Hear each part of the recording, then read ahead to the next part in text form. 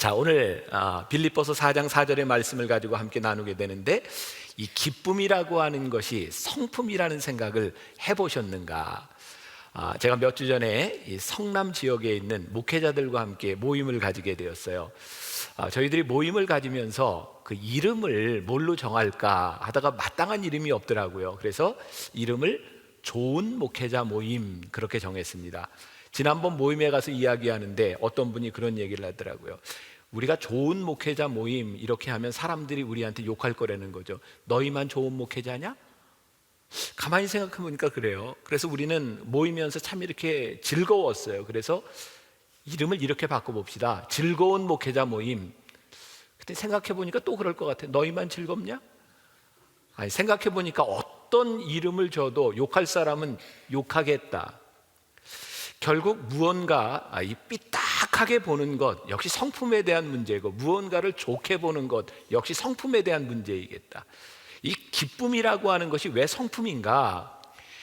아무리 좋은 일이 생겨도 기쁨의 성품을 지니지 못한 사람은 기쁨을 누릴 수 없다는 거죠. 제가 오늘 여러분들에게 정말 간절히 바라고 싶은 것이 있다면, 여러분들의 삶의 성품이 기쁨을 누릴 수 있는 사람이 되었으면 좋겠다. 어떠한 상황 가운데서도 어떤 일을 당해도 정말 하나님이 나에게 주시는 기쁨이 있다. 사도 바울이 고백했던 그런 고백을 여러분들이 할 수 있다면 여러분들은 참 좋은 사람일 것 같아요. 저를 보세요. 제가 기쁘게 생겼어요? 안 기쁘게 생겼어요? 네, 이런 때는 기쁘게 생겼다고 얘기를 해주셔야 되겠죠? 예, 자, 기쁨에 대한 이야기를 하겠습니다. 몇 년 전입니다. 감리교 신학대학에서 매년 돌아가신 김우형 목사님 기념해서 설교대회가 열립니다. 그때 들었던 한 신학생의 설교 예화였는데 제가 잊혀지지를 않습니다. 남편을 일찍 잃고 어린 딸을 열심히 아주 잘 키운 어머니가 있었습니다. 어머니의 유일한 희망 그 딸이었고요. 그 딸이 어엿한 교수가 되었습니다. 이 잘 큰 딸이 어머니의 희생과 사랑에 보답하는 일은 어머니가 원하는 일을 해주는 것이라 생각했어요. 엄마, 소원이 있으면 말해보세요. 엄마의 소원은 이 딸이 신앙생활을 잘하는 것이었습니다. 딸아, 나와 함께 교회를 가자. 딸이 그 어머니의 소원을 듣고 어머니가 다니던 교회에 가게 되었습니다. 첫 예배를 마치고 돌아온 그 딸은 어머니에게 교회에 대한 불평을 이야기합니다. 엄마, 교회에 갔더니 왜 이렇게 남을 험담하는 사람들이 많아요? 제가 교수가 됐다고 저에게 불의한 청탁을 하는 장로님도 만났어요. 아니, 예배를 마치고 어쩜 사람들이 식당에서 저렇게 서로 먹겠다고 다투는 거예요. 주차 문제, 안내, 모든 것들이 이 딸에게는 불평거리였습니다. 엄마, 나 다음부터 교회 안 나갈 거예요. 그때 엄마가 이렇게 이야기를 합니다. 사랑하는 딸아, 엄마는 수십 년 교회를 다니면서 늘 그 교회에서 예수님 얼굴만을 보았는데 너는 하루 동안 참 많은 걸 보았구나. 오늘 여러분들에게 그런 도전으로 이 말씀을 시작하고 싶습니다. 여러분들이 이 예배당에 들어오기까지 여러분들이 무엇을 보았습니까? 그리고 이 예배당에 나가는 순간 여러분들이 무엇을 보시겠습니까? 여러분들의 마음을 아프게 하는 것과 여러분들에게 기쁨을 주는 것, 여러분들이 무엇을 볼 수 있지만 그 모든 것들이 여러분들에게 주어진 성품의 문제라고 하는 것을 한 번쯤 생각해 보았습니까? 여러분들에게 기쁨의 성품이 만들어진다면 여러분들이 얼마나 복되게 이 세상을 밝게 만들 수 있을까? 제 설교를 들으면서 여러분들 중에 혹시 어떻게 기쁨이 성품이냐고, 기쁨은 결과라고 이야기하는 사람이 있을지 모르지만 좋은 성품의 사람들에게는 늘 기쁨이 충만한 것 같아요. 남들은 희생이라고 이야기하지만 기쁨의 성품을 가진 사람에게는 희생 가운데 기쁨을 느낄 수 있어요. 남들은 어떻게 그것을 용서할 수 있냐고 이야기하지만 기쁨의 성품을 가지고 있는 사람은 용서의 기쁨을 누리며 살아갑니다. 놀랍죠? 기쁨이 우리들의 삶의 성품이 된다고 하는 것. 오늘 이 빌립보서는 옥중서신입니다. 무슨 뜻인지 아시죠? 사도 바울이 옥중에서 편지를 썼다는 겁니다. 빌립보서에 수없이 기뻐하라고 하는 말이 등장하고 있습니다. 기쁨과 감사가 나오고 있습니다. 사도 바울, 상당히 시니컬한 사람이었고, 그는 부정적인 사람이었고, 그는 예수 믿는 사람들을 잡아 죽이기 위해서 인생을 걸었던 부정적인 인생을 살던 사람이었습니다. 어떻게 인생을, 사람을 죽이기 위해서 살아갑니까? 사도 바울이 그런 사람이었습니다. 그런데 오늘 사도 바울의 편지 가운데 그런 모습을 전혀 찾아볼 수가 없습니다. 오히려 사도 바울은 감사하라, 기뻐하라. 사도 바울이 예수님을 만나고 난 이후에 그의 삶이 많은 환난과 어려움 가운데서 피폐해져 간 것이 아니라 그의 인격의 성숙은 그를 기쁨의 성품의 사람으로 만들어져 가고 있습니다. 제가 종종 여러분들에게 외우라고 하는 말씀이 있죠. 롬8 28 기억하세요? 로마서 8장 28절 말씀. 결과만 이야기합니다. 모든 것이 합력하여 선을 이루느니라. 하나님 앞에 그 기쁨의 성품, 믿음의 성품, 성숙된 사람들이 결론적으로 이야기할 수 있는 것, 모든 것이 합력하여 선을 이루기 때문에 그 어떤 일들 가운데서도 기쁨이 드러나는 거죠. 기쁨의 성품을 설교하고 있는데 여러분들 표정이 조금 기뻤으면 좋겠습니다. 자, 네. 좋아요. 하박국 3장 17절부터 18절 말씀, 우리가 잘 아는 말씀입니다. 비록 무화과 나무가 무성하지 못하며 포도나무에 열매가 없으며 감람나무에 소출이 없으며 밭에 먹을 것이 없으며 우리의 양이 없으며 외양간에 소가 없을지라도 나는 여호와로 말미암아 즐거워하며 나의 구원의 하나님으로 말미암아 기뻐하리로다. 제가 종종 그런 도전을 합니다. 성경을 볼 때 여러분들이 문자로 보지 말고 상상하며 보십시오. 이 하박국이 이 말씀을 이야기했을 때 그의 모습을 상상해 보십시오. 최악의 상황입니다. 열매가 없어요. 외양간에 송아지가 없어요. 아무것도 없어요. 그런데 참 이상한 것이 아무것도 없는 가운데서 하박국의 얼굴에 피어나는 웃음, 이건 얼굴로 표현되는 것이 아니라 그 내면에서부터 솟아나오는 기쁨이 있어요. 나는 구원의 하나님을 인해 기뻐하리라. 기쁨의 성품, 저절로 만들어지는 것이 아닙니다. 사도 바울 처음부터 그런 사람이 아니었습니다. 그의 삶에서 배우고 익히고 노력하며 그의 신앙이 그의 삶을 지배하기 시작할 때 언제부터인가 그의 삶에 기쁨이 찾아오기 시작합니다. 사도 바울이 굉장히 위대한 고백을 하죠. 빌립보서 4장 11절부터 12절까지 말씀, 우리 같이 한 목소리로 봉독하겠습니다. 내가 궁핍함으로 말하는 것이 아니니라. 어떠한 형편에든지 나는 자족하기를 배웠나니 나는 비천에 처할 줄도 알고 풍부에 처할 줄도 알아. 모든 일 곧 배부름과 배고픔과 풍부와 궁핍에도 처할 줄 아는 일체의 비결을 배웠노라. 멋지잖아요? 배웠다는 거예요. 그가 나면서부터 모든 일을 기뻐할 수 있는 성품을 가지고 태어난 사람이 아니라 그는 옥중에 있으며 고난을 당하며 그의 일체의 비결을 배웠노라. 오늘 여러분들의 마음에 그런 도전이 있으면 좋겠어요. 기쁨은 배우고 만들어지는 것이구나. 그래, 오늘 내가 말씀을 들으며 내 성품이 기뻐질 수 있는 것이구나. 그리고 사도 바울은 거기에서 끝나는 것이 아니라 내가 가지고 있는 이 기쁨을 여러분들도 좀 가졌으면 좋겠습니다. 그런 마음의 소원을 가지고 있었어요. 빌립보서 4장 9절 말씀, 너희는 내게 배우고 받고 듣고 본 바를 행하라. 그리하면 평강의 하나님이 너희와 함께 계시리라. 이쯤 되면 사도 바울이 정말 멋진 사람이라는 생각이 듭니다. 사역자로서 나를 좀 보십시오. 배우십시오. 나에게 기쁨이 있습니다. 나에게 감격이 있습니다.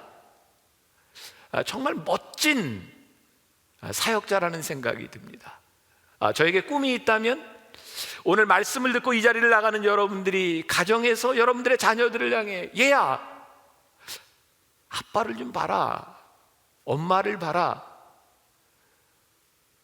기쁘잖아, 감사하잖아. 저희 돌아가신 아버님이 늘 말씀하셨던 감사해라, 감사해라, 감사해라, 감사해라. 돌아가시고 나니까 생각나는 거예요. 지금 이 세상에 있지 아니하지만 이 사도 바울의 고백이 오늘 우리들의 가슴을 때리는 것처럼 여러분들에게 만들어진 이 기쁨의 성품이 여러분들의 자녀와 후손들에게 어느 때인가 그 가슴을 때릴 수 있는 그런 고백이 되었으면 좋겠다는 생각이 듭니다. 오늘 우리들 기쁨의 성품을 가지기 위해서 우리들이 몇 가지를 함께 생각해 봅니다. 첫 번째, 기쁨의 성품을 가지기 위해서 우리들이 결심해야 될 것이 있습니다. 첫 번째, 환경에 의해 좌우되지 않기로 한다. 만일 사도 바울이 환경에 의해서 기쁨을 누리고 누리지 못했다면 사도 바울은 이 기쁨이라는 이야기를 쓸 수 있는 사람이 아닙니다. 환경은 늘 그에게 적이었습니다. 근데 사도 바울이 말씀을 쓸 때 참 자주 등장하는 단어가 있습니다. 주 안에서라는 말입니다. 주 안에서 항상 기뻐하라. 이것이 우리들이 기쁨의 성품을 유지할 수 있는 비결입니다. 왜냐하면 환경은 늘 변하는 것이기 때문에 그렇습니다. 절대로 환경이 우리들에게 기쁨을 가져다 주지 못합니다. 환경 때문에 여러분들이 기쁨의 성품이 만들어지지 못합니다. 그러나 변치 않을 수 있는 것이 있습니다. 주 안에서 어떠한 환경이 변하든지 우리가 주 안에서 살 수 있는 것은 변치 않습니다.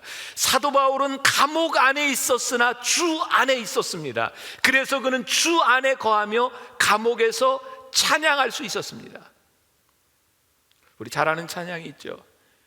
주 안에 있는 나에게 단 근심이 있으랴 십자가 밑에 나아가 내 짐을 풀었네. 그 다음 가사가 뭐죠? 주님을 찬송하면 할렐루야 할렐루야 내 앞길 멀고 험해도 나 주님만 따라. 보세요. 주 안에 있는 나에게 딴 근심 있으랴 십자가 밑에 나아가 내 짐을 풀었네. 근심과 짐, 그러나 십자가 아래 주 안에서 주님을 찬송합니다. 기쁨은 환경에 의해서 나오는 것이 아니라 주 안에서 우리들에게 나오는 것입니다. 오늘 여러분들이 예배하며 여러분들이 그렇게 결심할 수 있습니다. 내가 오늘 주 안에서 기뻐하기로 결심합니다. 주 안에서 내가 찬양하기로 결심합니다. 제가 오늘 이 십자가를 바라보며 이 십자가 아래 내 짐을 풀어놓기로 결심합니다. 그 어떤 것도 내 안의 기쁨을 빼앗아 갈 수 없습니다. 존 템플턴이라고 하는 사람이 성공론이라는 책에서 아브라함 링컨에 대한 이야기를 합니다. 링컨 잘 아시죠? 미국의 16대 대통령. 그는 암살을 당한 사람이기도 했고 살아가면서 정말 많은 적들이 있었던 사람입니다. 위대한 사람인 만큼 많은 적들이 있었습니다. 근데 사람들이 아브라함 링컨을 바라보면 이해할 수 없는 것 중에 하나가 그의 강요 중에 정말 아브라함 링컨을 힘들게 하는 사람이 있었는데 해임을 하지 않습니다. 저 사람을 왜 자르지 않습니까? 그때 링컨이 청년 시절에 자기의 경험을 얘기합니다. 어느 날 내가 시골길을 가다가 한 농부가 말을 끌고 이렇게 밭을 경작하는 것을 보게 되었습니다. 링컨이 가까이 가서 보았더니 말 옆구리에 그 말을 괴롭히는 말파리가 앉아 있었습니다. 얼마나 성가시게 말을 이렇게 괴롭히고 물고 있는지 링컨이 말파리를 쫓아내려고 할 때 농부가 이야기합니다. 그러지 말게나. 저 말파리는 저 늙은 말로 하여금 저 말이 살아 움직이도록 만들어주고 있네. 저 말파리는 말을 괴롭히는 것이 아니라 말을 살아있게 만드네. 링컨은 그때 그의 인생관이 바뀌었습니다. 누군가 나를 괴롭히는 집요한 그 사람이 나를 살아있게 만든다고 하는 사실, 그 사람의 집요함과 괴로움이 사실은 나를 돕고 있다는 사실, 그래서 그는 그를 괴롭히는 사람 때문에 정말 신비한 진리를 깨닫습니다. 나를 살아있게 만들어주는구나. 제가 지금 이 설교를 하면서 여러분들 마음속에 떠오르는 사람 있죠? 그놈, 그 나쁜 놈을 향해서 말하세요. 넌 말팔이야. 너 말팔이야. 너 때문에 고마워. 너 때문에 내가 살아있잖아. 너 때문에 내가 기도하잖아. 너 때문에 내가 이렇게 이 자리에 있을 수 있잖아. 말팔이 고마워. 옆 사람과 한번 인사해 볼까요? 말팔이 고마워. 그래요. 우리들이 주 안에서 기뻐하기로 결심할 때 오늘 여러분들에게 만들어질 수 있는 기쁨의 성품을 꿈꾸십시오. 두 번째, 사람에 의해서 좌우되지 않기로 우리들이 결심해야 합니다. 여러분, 사람 때문에 기쁨이 오고 사람 때문에 우리들이 힘들다면 좋아하는 사람과 관계가 좋을 때는 행복하지만 그 사람과의 관계가 깨어지는 순간 우리는 얼마나 힘이 듭니까? 관계에 의해서 좌우된다면 우리는 절대로 기쁨의 성품을 가지지 못합니다. 이런 설교를 하는 저 자신 없어요. 저에게도 늘 저를 기쁘게 하는 사람과 힘들게 하는 사람이 늘 존재합니다. 사람 살아가는데 그것을 벗어날 수 있는 사람이 누가 있겠습니까? 그러나 설교를 하며 저에게 다짐하고 또 설교를 듣는 여러분들에게 그렇게 부탁하고 싶은 겁니다. 그래요, 우리의 현실이 그렇습니다. 그러나 사람 때문에 우리들이 좌우되지 않도록 한번 마음에 결심해 봅시다. 우리를 기쁘게 하고 슬프게 하는 사람들이 나와 관계없는 사람이 아니라 정말 나와 함께 부대끼며 살아가야 되는 사람일진데 어떻게 우리들이 그 사람들과의 관계를 끊어낼 수 있겠습니까?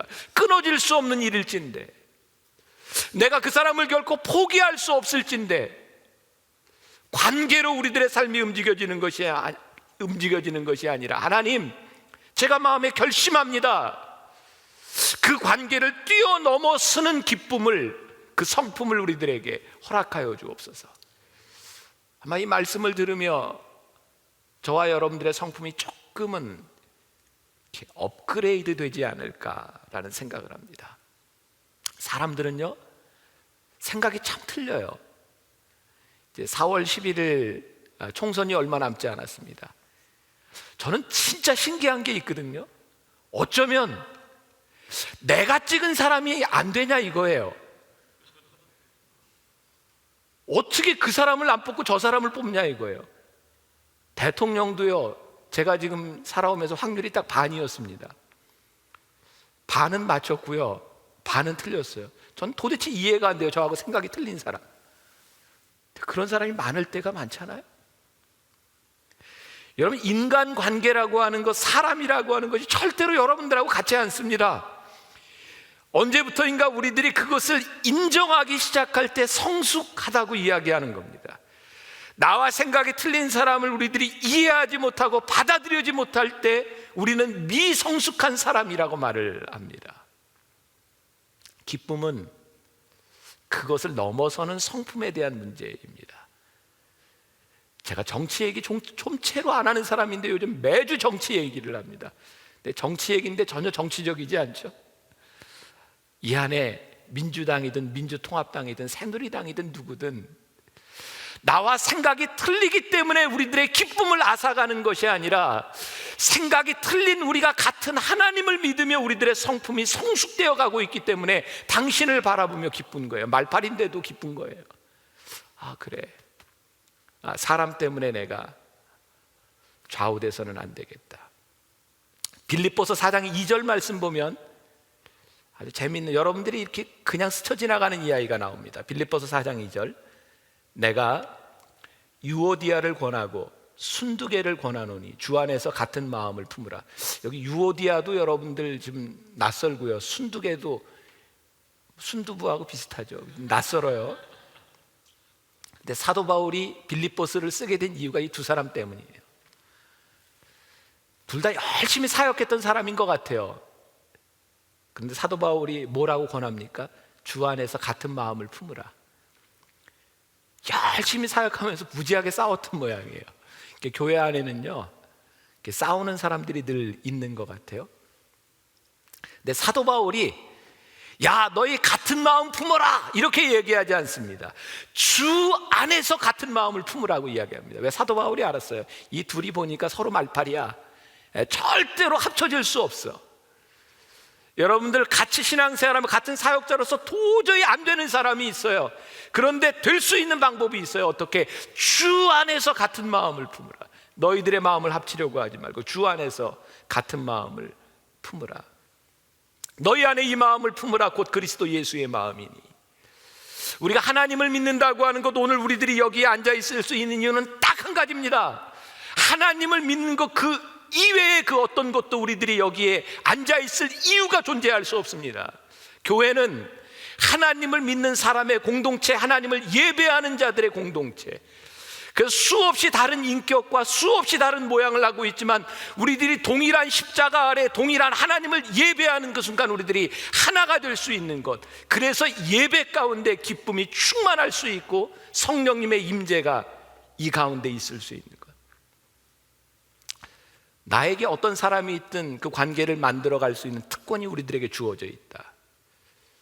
우리들의 기쁨의 성품, 그래서 우리들에게 주어진 특권이고 여러분들이 누릴 수 있는 겁니다. 제가 요즘 읽은 책 중에 하나가 허드슨 테일러에 대한 이야기입니다. 예수를 따르는 길. 허드슨 테일러는 중국의 아주 전설적인 선교사죠. 그가 CIM이라고 하는 중국 내지 그 선교회를 만들었습니다. 그가 처음 선교회를 만들고 몇 가지 원칙들을 정한 것 중에 그 책에 참 인상적인 게 있었어요. 그 중에 하나가 뭐냐면 절대로 사람들에게 도움을 요청하지 않는다. 그리고 간증하고 난 다음에 절대로 헌금하지 않는다. 그리고 다른 사람들을 틀렸다고 이야기하지 않는다. 이게 선교사로서, 아니 우리들이 지금까지 신앙생활하면서 겪어왔던 선교 보고대회를 생각한다면 이건 정말 말이 안 되는 이야기입니다. 선교 보고대회를 하고 감동받았을 때 헌금해야 되는데 허드슨 테일러는 그가 선교 보고를 하고 사람들이 헌금을 하려고 할 때마다 헌금을 못하게 막았습니다. 그리고 사람들에게 이렇게 얘기합니다. 여러분, 지금 헌금하지 마십시오. 헌금은 감정으로 하는 게 아닙니다. 집에 가서 그 나라를 품고 기도하십시오. 하나님께서 여러분들에게 어떤 마음을 주시는지. 그리고 허드슨 테일러는 굉장히 놀라운 간증들을 많이 기록합니다. 사람들이 대개는 오늘 헌금을 안 해도 돼 라고 돌아갔는데 하나님이 밤새도록 잠을 못 자게 그의 양심을 괴롭히십니다. 그리고 그 열방에 대한 마음을 주시고, 많은 사람들이 이 허드슨 테일러가 중국 내지 선교를 할 때 반대했던 사람들이 누구냐면 헌금을 저쪽으로 하면 이쪽으로 헌금을 하지 않을까 봐. 그래서 허드슨 테일러는 헌금하지 말라, 그리고 누구도 틀렸다고 이야기하지 않습니다. 그리고 절대로 사람들에게 요청하지 않았지만 하나님은 정말 전설적으로, 아니죠, 하나님의 방법으로 놀랍게 역사하셨던 것을 그는 수없이 간증합니다. 그는 사람에 좌우되지 않을 때 하나님이 주시는 기쁨을 소유했던 사람입니다. 여러분들에게 제가 한번 소개했던 적이 있습니다. 천국의 섬이라고 하는 책, 문준경 전도사님, 순교를 당했던 그분의 이야기, 그 임자도의 진리교회 이야기. 이야기가 긴데요, 그 교회에서 6.25 당시에 13명 한 가족 포함해서 48명이 예배를 드리다가 그 자리에서 순교를 당합니다.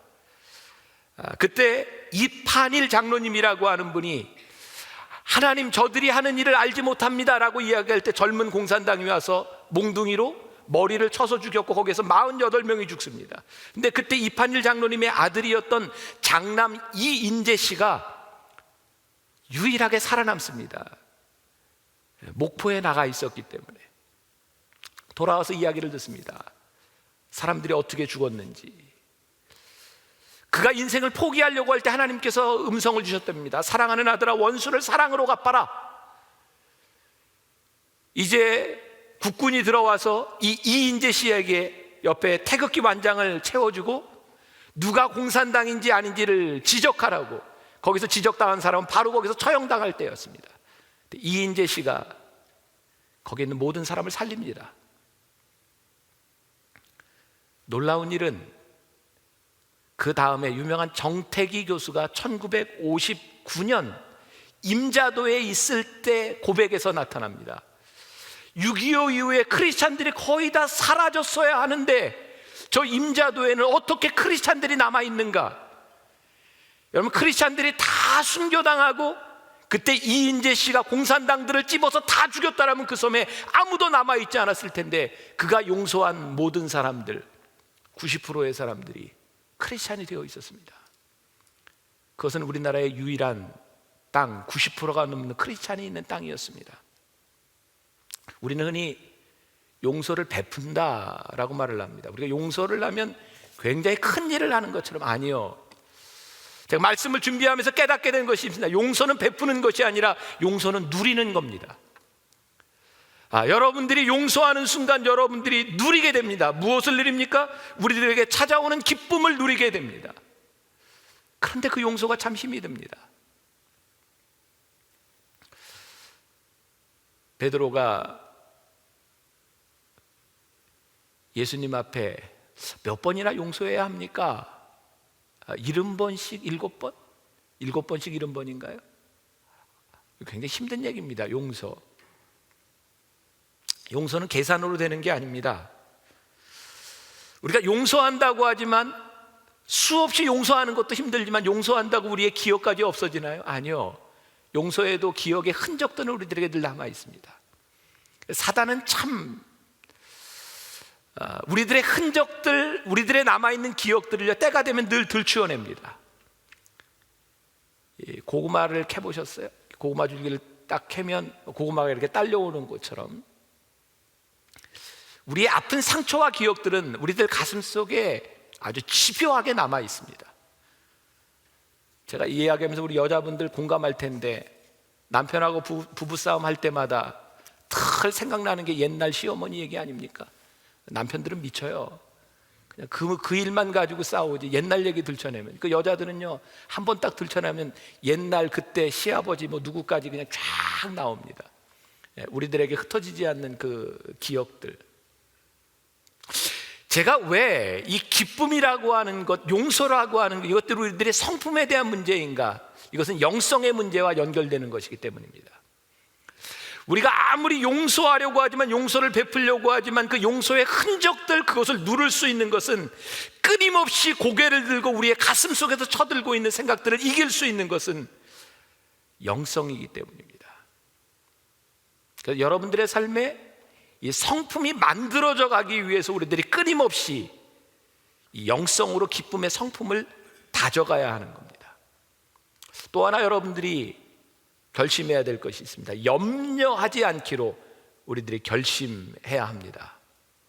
요즘 미국에서 제일 많이 팔리는 약 가운데 하나가 수면제라고 이야기합니다. 요즘 사람들이 너무 염려가 많아서 잠을 잘 못 잔다 그러죠. 저도 그 중에 한 사람이기도 합니다. 염려가 없는 것이 아니라 염려하지 않기로 결심한다. 언젠가 그 바퍼, 그 최일도 목사님이 저희 교회에 와서 한번 설교할 때 이런 이야기를 하셨어요. 신학교를 졸업하고 고민을 했답니다. 독일로 유학을 갈까? 프랑스로 유학을 갈까? 그런 노래가 생각이 나네요. 독일로 갈까요? 프랑스로 갈까요? 근데 하나님께서 청량리로 가라. 그래서 청량리의 바퍼 목사가 되었습니다. 독일로 갈까요? 프랑스로 갈까요? 하나님께서 청량리로 가라. 우리는 참 많은 염려들을 합니다. 아니, 염려가 없다는 것이 아니라, 여러분들에게 염려하지 않고 살아갈 수 있다는 것이 아니라, 사실은 염려보다 더 중요한 것은 염려하지 않고 하나님께 맡기기로 결심하는 믿음의 자세가 필요합니다. 그래도 염려는 끊임없이 생깁니다. 그때마다 우리들이 결심해야 합니다. 하나님, 나의 염려가 아닌 하나님의 인도하심을 바랍니다. 그때 내 염려가 아닌 하나님의 인도하심 가운데 우리들에게 찾아오는 기쁨을 경험하게 됩니다. 여러분들을 둘러싸고 있는 아픈 추억들, 여러분들 힘들게 하는 일들, 그 가운데 우리들이 결심해야 될 것, 어떤 염려가 와도 내 기쁨을 빼앗을 수 없다. 전 지금도 이렇게 생생하게 어렸을 적 기억에 남아있는 게, 제가 한 6살 때로 기억을 합니다. 제가 충청도 은진에서 살 때입니다. 저희 아버님이 군목 생활을 하셨고 은진 관사에서 살 때였는데, 저희 형이 저보다 7살이 윗니다. 저희 형이 참 짓궂었어요. 지금 기억에 생생하게 남는 게 몇 가지인데 저를 이렇게 눕혀놓고 왜 침을 뱉었는지 몰라. 저한테 굉장히 괴롭혔어요. 물론 잘해줬지만 그 중에 하나가 저를 그 관사 그 광에다 가둬놓고 6살 난 그 동생한테 쥐 나왔다는 거예요. 얼마나 무서 문은 잠궈놓고.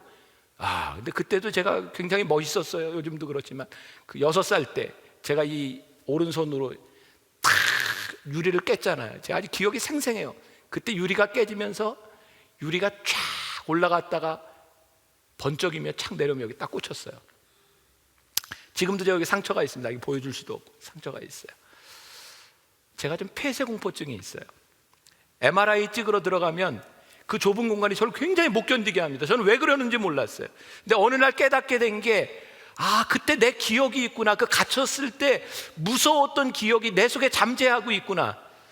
그것을 알고 나니까 그 MRI를 찍으러 들어갈 때 내 기억 때문에 그렇구나. 그 이기게 되더라고요. 여러분들 염려에는 근원이 있어요. 여러분들 마음에 상처를 줬던 아픔들이 여러분들에게 있어요. 하나님 앞에서 여러분들이 영성이 깨어져 여러분들의 상처를 보게 되면 그것을 극복할 수 있는 힘을 하나님께서 여러분들에게 주십니다. 오늘 여러분들 마음속에 있는 그 아픔과 상처, 때로는 더러움, 여러분들의 기쁨을 앗아가는 것이 아니라 적나라하게 하나님 앞에 나타나게 될 때 하나님께서 그것들을 여러분들의 영성으로 치유하여 주시고 여러분들에게 주시는 기쁨을 가지고 이 전을 나갈 수 있기를 주님의 이름으로 간절히 축원합니다. 오늘 여러분들과 부르고 싶은 찬송이 있는데, 너 근심 걱정 와도 어려운 일 당해도 걱정 말아라. 주 너를 지키리. 위험한 일 당해도 슬픈 일이 와도 걱정 말아라. 주 너를 지키리. 늘 지켜주시리. 주님의 사랑 속에 거하라. 그의 평화 속에 유하라. 그분의 영원 속에 자유하라. 주 지키리. 주님의 사랑 속에 거하라. 그의 평화 속에 유하라. 그분의 영원 속에 자유하라. 주 지키리.